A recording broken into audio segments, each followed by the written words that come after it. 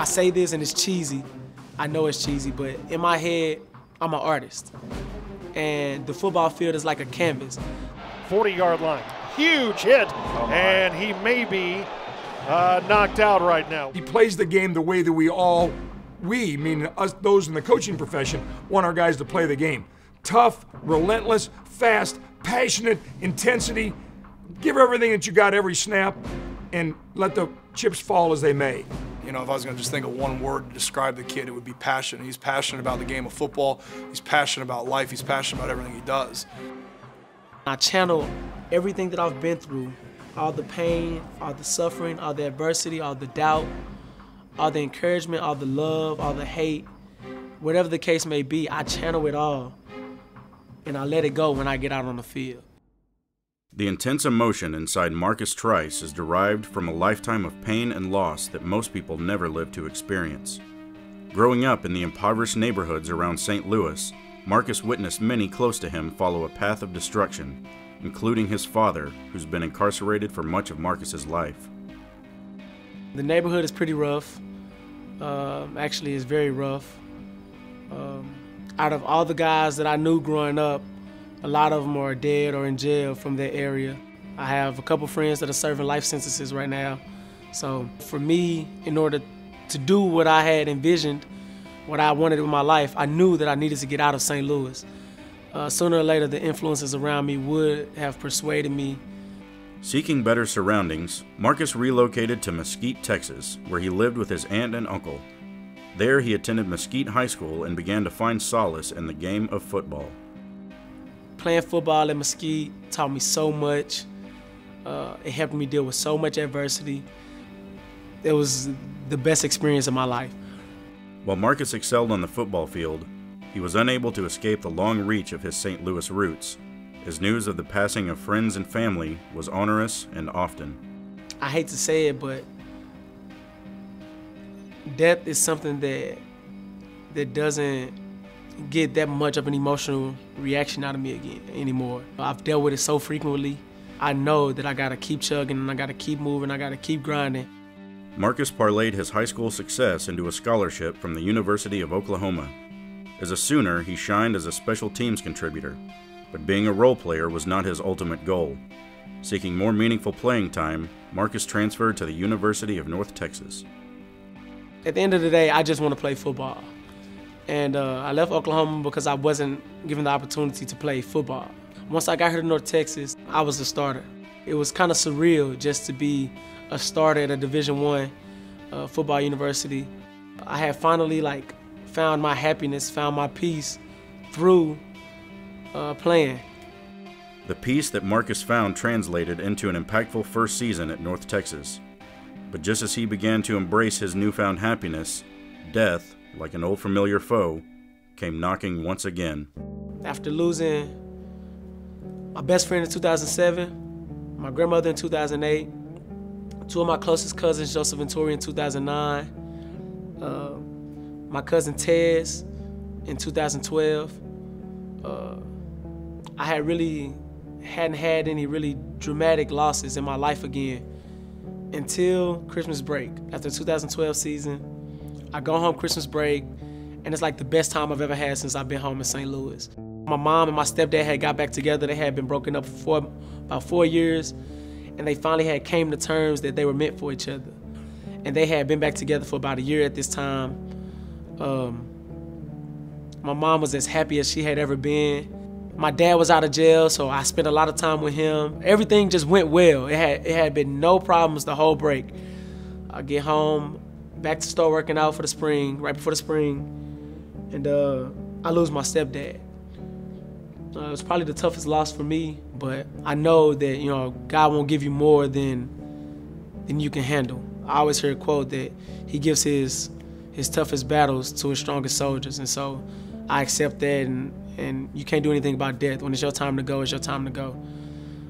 Death for anyone is, to me, a tough thing to deal with, especially when you're a young man who that's really all you've come to know. He just used that to his advantage to, play for those people that he lost, to work hard on and off the field for those people he lost. So he's handled it in the best way I could imagine. I've seen a lot of kids that have been through a lot of stuff, and they use it as an excuse to get out of things or to act rebellious towards the team rules. He embodies the team and embraces the team. I think maybe because he's suffered so much loss and so much pain, he loves being around the guys and loves being around the coaches and loves being in that environment, and so he just soaks that up. If I'm going through some things in my outside life, when I put that helmet on, when I strap up my chin strap, when I get the ankles taped and tighten my gloves, it's like I don't have a care in the world about the outside world. All I care about is what's going on in between the white lines. One of the biggest changes Marcus has made is play with emotions, don't play emotional. And I think Marcus would play emotional at times, and I think when he's really been able to control that and using that in a positive way to motivate him to play for something or someone, I think that's been the change in him, and to let some of his anger and frustration out, but let it out in a positive manner. It all gets channeled, all the energy, it gets channeled and it gets bottled up. And you open that bottle when you get into, when I get in between those white lines, I open that bottle up and I squeeze it so everything come out real fast. He loves ball, he loves the team, he loves his teammates. And it makes a lot of sense if you think about all that the kid has been through. You know, he rises above all that, and that's a huge testament to his character, because a lot of guys would use that as an excuse, but he uses it as motivation to get the people around him better. You know, he challenges the guys, be great today, don't be good, be great. I mean, it really is like a canvas to me. Like, I feel like I can do anything on that field, like anything, and it's legal. So if I'm frustrated and I want to hit somebody real hard, I can do that. I can do it. I mean, I'm not going to go and try to hurt nobody. I'm not that kind of person. I'm not a malicious person. But if it's within the rules of the game, I want them to feel just a little bit of the pain that I feel every day inside. Here we've gone from a young man that, you know, sometimes we couldn't get through a practice without him being in a fight with somebody because he just took everything so personal. He wants to win so badly. But you got to channel all that to a young man that's a captain, that's had an all-conference senior year, that's been productive, and there's not a young man in our program that's more respected right now than Marcus Trice because of how far he's come and the person that he is. I always wanted to play football. I'll be the first to graduate from college in December. When I graduate, I'll be the first one in my family to ever graduate from college. I'm the first one in my family to ever go to college. And I've always had those goals. I've always had the graduation goals. I've always had the academic goals, and I love being here at the University of North Texas. And I thank God every day for him bringing me here and giving me the opportunity to express myself. Adversity, setbacks, tragedy, deaths in the family, deaths with friends can really, truly make you stronger if you channel it the right way. You have to channel it the right way. And Marcus has done a great job of that, and he's had numerous opportunities to do that. What a great young man he is. What a tremendous addition he's been. And whatever this program's given to Marcus Trice, he's given even more to us. This episode of Beyond the Green is brought to you by Bud Light. Oh, come on! That's a hole! I hate watching with Ramsey. All he does is yell. They can't hear you, Ramsey. But every time he's come over this year, we've won. And he always brings Bud Light. Little dog won't come out from under the couch. But we're winning. I love you, Ramsey. Bud Light, for the fans who do whatever it takes.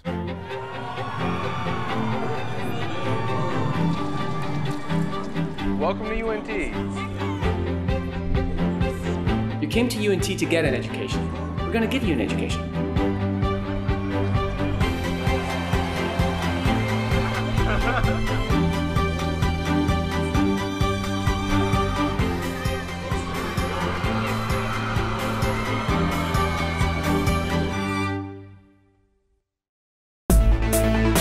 Today could mark the biggest turnaround since 1983 for this team.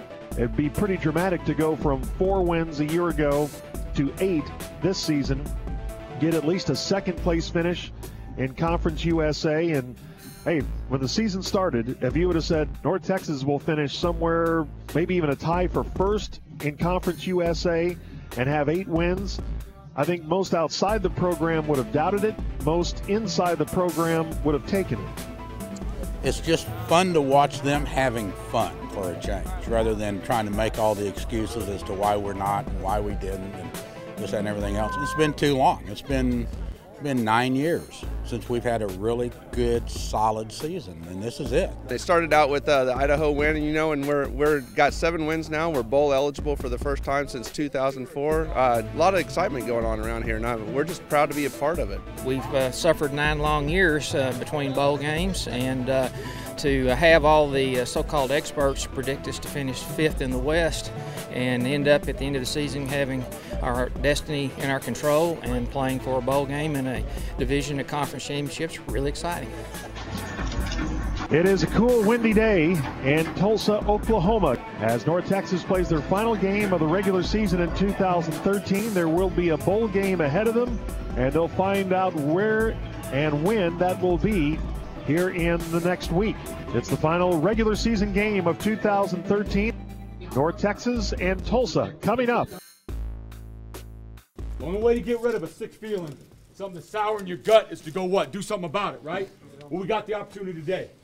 We got the opportunity to go play together. And that's what I want you to do. Play together as a unit. Play for each other. Play for each other. That's all that matters. You play for each other out there in the unit. You bank on each other's back, right? You count on me. I won't let you down. We run the rock, we run it with force. And we're nasty and we're aggressive. And we knock the crap out of them. When we throw it and it's in the air, it's our ball. We make great decisions. We throw great balls and we catch great balls. Don't be denied today. Let's go show what Mean Green football is today, right? Yeah. It's our time, our team. This room's full of character, this room's full of heart. Go play with it. Go get win number 8. That's right, man. Go. Come on. Mean Green family on 3. 1, 2, 3. Mean Green family. Offset eye with Thompson in the shotgun. A blitz look here from Tulsa. And it'll be a play action, a quick throw out to Breland Chancellor. High throw, but he got a block. 15, 10. Chancellor down near the 5, lost the ball. And it's picked up by Tulsa. And returned down the right sideline. Out to the 25, 30. It's Barrow running down the sideline to midfield. Got a block. Still going. And he's going to score down the right sideline. Chancellor fumbled it. Barrow picked it up. And after a beautiful drive, it ends in disaster for the Mean Green. Wow, what a horrible turn of events on what was just a golden start for North Texas on that drive. So you go from 1st and goal at the 3 to down 6-0 on your opening drive. Let's go. Big stage. Big stage. Big stage. Big stage. Go get it. 2nd down and 2, North Texas at the Tulsa 12-yard line. Darvin Kitsey is in the game, and he'll split out to the left side. Drew Miller in motion as the wing on the right side. Handoff Jimerson darting out left through a hole to the 5-yard line. He's in. Touchdown, Mean Green. Antoine Jimerson puts North Texas on the board with a 13-yard touchdown run. And North Texas has tied it with 2:37 left here in the first quarter. Hey, you know it's going to be there all day. We can't shoot ourselves in the foot. We got to do it every drive. Every drive. Dalton Parks to punt it into the wind. The block package may be on here for the Mean Green. Parks waiting for the snap at the 7 to get a big push in the block. The ball spins up in the air. It's picked up, and it's going to be a touchdown. Jerry and Roberts picks it up and scores for the Mean Green. Their 2nd block of the game. This one went backwards, and Roger that. Jerian Roberts, there's a name you don't hear a lot of, but he's a freshman who obviously states his case for what he can do in the future. And North Texas able to get the lead for the first time here at the University of Tulsa. 1st and goal from the 10. And it's Bird again. Up the middle, big hole, 5-yard line, goal line, touchdown, Mean Green. And Brandon Bird gives North Texas a 10-point lead. What a big first half for Brandon Bird.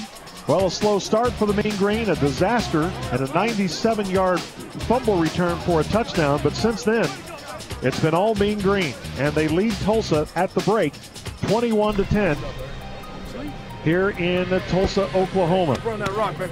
Great first half. Great first half. Play as fast as your body will let you play. You are playing faster than they are.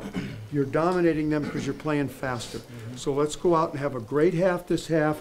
Just listen to the calls, get lined up, and we're going to win this game, all right? Listen up! We're one of the best second-half teams in the country because we prepared since January for this. You want to finish 2nd in the conference? Go get it. You want to win 6 of your last 7? Go take it. Let's go. You want to have the best turnaround in 30 years? go, Big Green, let's go. Big Green family on 3. 1, 2, 3. Big Green family.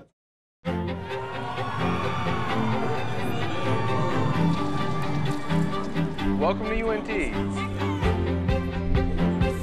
You came to UNT to get an education. We're going to give you an education.